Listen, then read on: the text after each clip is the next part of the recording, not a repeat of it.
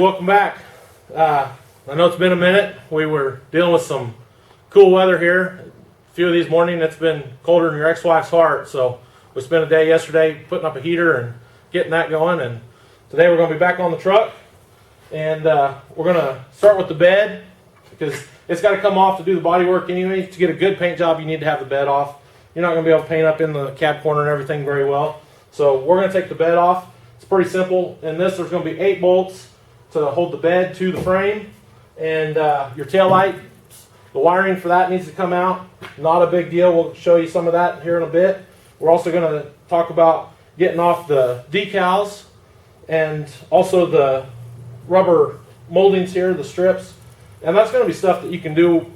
The same rules apply no matter if you're working on a $1,000 old Chevy pickup or a $70,000 new crew cab diesel or something. It's all going to be the same process, work the same. Just need to get them out of there, and if you're debadging a new one or something, it's going to be the same process. I'm just going to show you the way I do it. Something that's worked for a long time, and it's how I do every single one of these, and we'll get into that in a bit. We're going to start with this rubber molding strip here, and they're pretty easy to do. What we're going to use though, I always just use a putty knife. It's a nice even clean edge. There's no burrs on it. If you get a burr in it, grind it down, get it. You don't really want it sharp. It's not going to cut you, but you definitely want it sharp enough to cut right through that tape without a lot of resistance. And your beveled edge is going to go towards the vehicle. Otherwise, you're cutting into it. We want to cut away from that. We want to cut towards the strip. And once we get that cut off, then we're going to use a 3M eraser wheel. It's going to arbor into just any kind of power drill you got at the house would be enough. They do go through a lot of power to take that, so your battery life may not be great when you're doing it, but just plan for that. And you're just going to take your knife and punch in through there, and it's going to cut. And if you're trying to reuse that molding, you're taking it off because you got a repair that you're wanting to do, and you're going to want to retape it. You don't want to pull against that molding because it will bend it up and you'll never get it back on. So if you're trying to save it, just go a little ways and keep your knife in there and straight, and just keep some pressure against it, but not really pulling on it. And you're going to have a lot better luck saving it. Now, if you're not trying to save it, you can just rip it, just grab it and go. It'll pull off pretty easy, because once you get it going, let's see how that, all your chrome then. So this end where we pulled, you can see how that chrome's all broke up, and these weren't great anyways, but this other end where we were just cutting stays nice and straight. So the more time you take, the better product you're going to get when you're done. Now, once we get that off, you're going to want to clean this stuff up, because that's going to just be, it's just going to be grit and abrasive in behind your eraser wheel. So let me grab just some glass cleaner and rag, and we'll clean that up, and we'll show you the eraser wheel. This is what it looks like when it's all put together with that eraser wheel on here. We're just using it on a cordless drill, nothing special.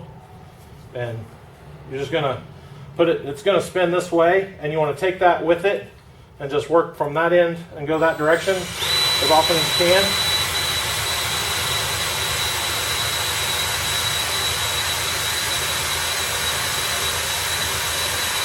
And it's just going to buzz it off that easy, guys.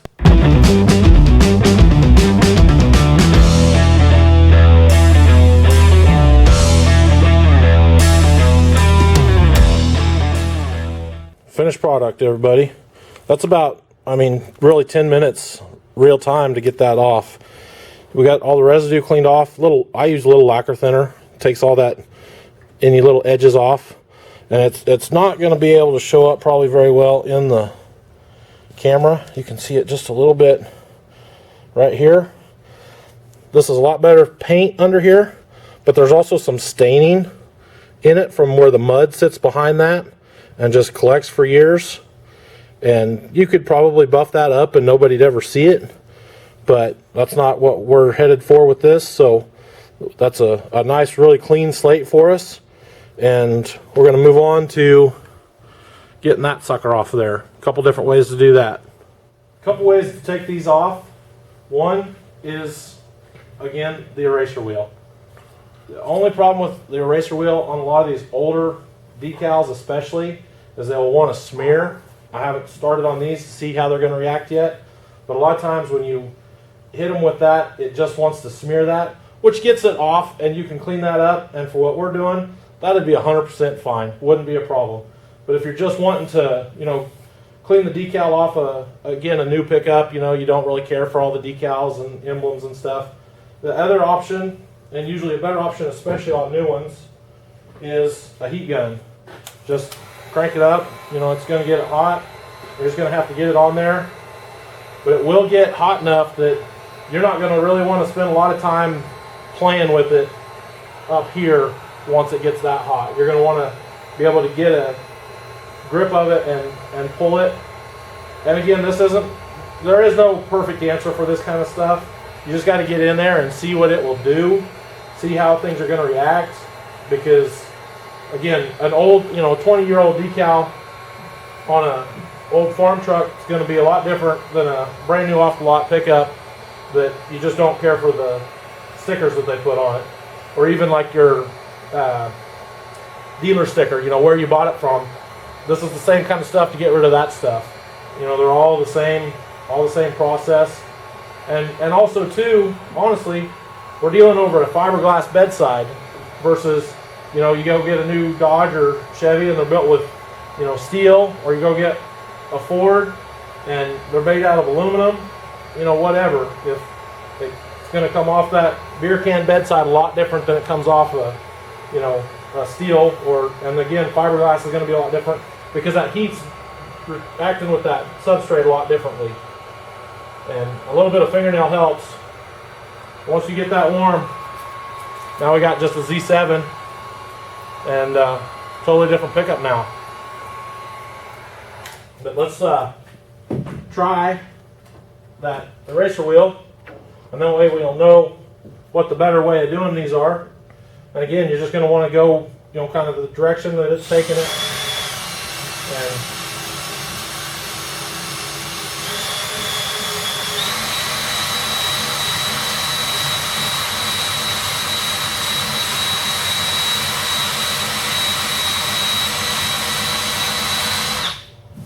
okay, well on this one today, that's working pretty good. But again, you see how this residues around your outsides here, you know, where that, it just kind of smears some of that. That didn't work bad, and for what we're doing, you know, where we're going to repair and repaint this whole bedside, that's fine. That's a nice fast way of doing it. Not a lot of anything else. And even sometimes, you know, if you're just sitting out in the sun, you can, you know, get it. But a lot of times, if they're not warm enough, see how that's just wanting to shred apart. That's what they'll do, and you'll just end up with 1,000 little pieces trying to get that off. That's why the heat gun or the eraser wheel, much better options, guys.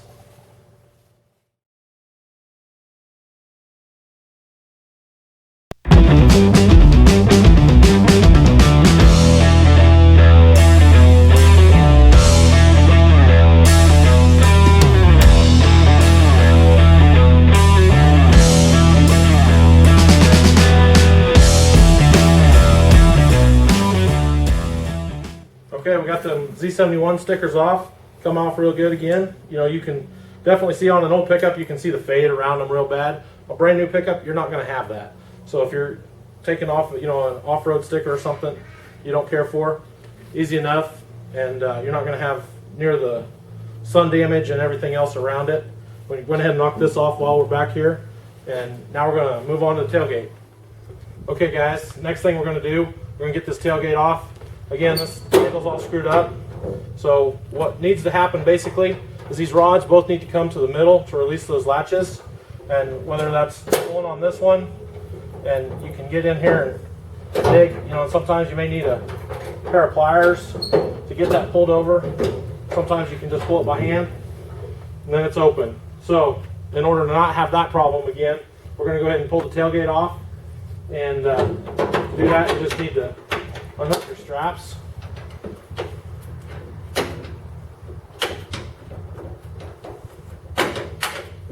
And then pick up, slide off that end.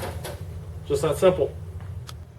Okay, the problem here is the handle's messed up and it's actually come unhooked here. But to get that out, we need to go ahead and unhook this rod as well.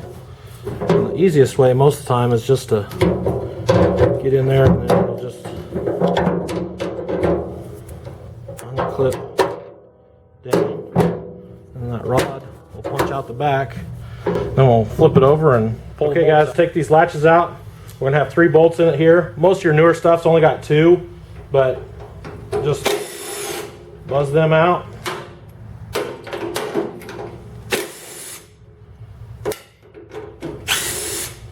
Then, when you go to slide this out, just make sure your rod's not catching inside there. It'll come right on out. There you go. Repeat the process on the other side and your tailgate's torn apart. Okay guys, about 5 minutes. That's all your inner workings for the tailgate. Just got your couple latches and then the latch, or the handle. The handle is pretty worn out, so we're definitely going to have to get a new one of those. We're going to have to get the new trim bezel. That was completely gone. These latches, you can see they're pretty just gummy in there, just dirty. So I think we can clean those up and, you know, get all that grime and dirt out of them, and then some good lubrication in there. I think those will work pretty good. We'll be able to go back with those. And so now we got the tailgate off and we can start doing the body work to it.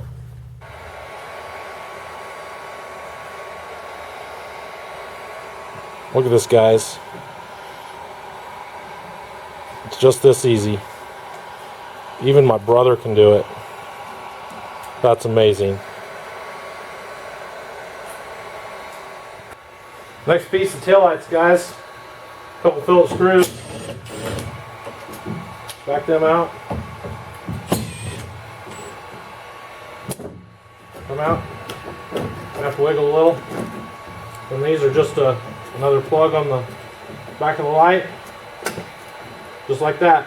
Then when you get it out, just run your screws right back in these clips. I'll keep all that together. Then we can get underneath and unplug everything that way. Unbolt it, ready to pull the bed. He's kind of a prick. Okay guys, we got all these electrical lines that run to the tail lights basically. You're going to have to unclip those. There's going to be a row of clips. You can kind of see one right there. There's a couple different ways you can do that. You can pull that whole clip out, or you can unhook this side and drop them wires out. We'll see how they want to unhook the easiest. We're going to just take the path least resistance there. So we got to get those unhooked so that the taillight wires will stay with the pickup, because on this model they don't just unplug. And then we'll have 8 bed bolts again. That's at the rear of the frame. This is the very back of the pickup. That's your rear bumper. So you got one right there, and these are easy to find because on the bottom of the frame, guys, you got a big hole right here. Straight up through that one is going to be that bolt head, and we'll just back them out with an impact, and we'll be ready to lift the bed off. Okay, guys, we got all the bed bolts out. We got the tail lights loose. All those wires are hanging down below. We shouldn't be hung up there anywhere. The other thing, a lot of people don't think about is the fuel neck. You got to take that loose. We shoved it down. It's out. It should be mostly out of the way now. And you want at least one good sturdy friend to help you out with this, because these beds are not going to blow away in the wind. So they take some grunt. We're going to get it up, and then we're going to move it, and then probably get another hand on here to help us get it out of the way. But you can lift them up, and you can actually set them up on your tire and bumper there. And if you're doing a fuel pump, that's a good place to put it, and you don't have to drop the tank out the bottom. But now we're going to go ahead and move it out of the way.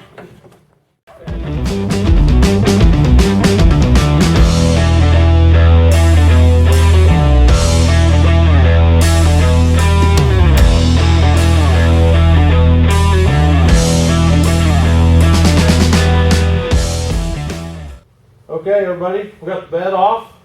Nothing real too major. It's heavy as hell, so get a handful of friends and a case of beer and maybe some free pizza. Hope your insurance is up.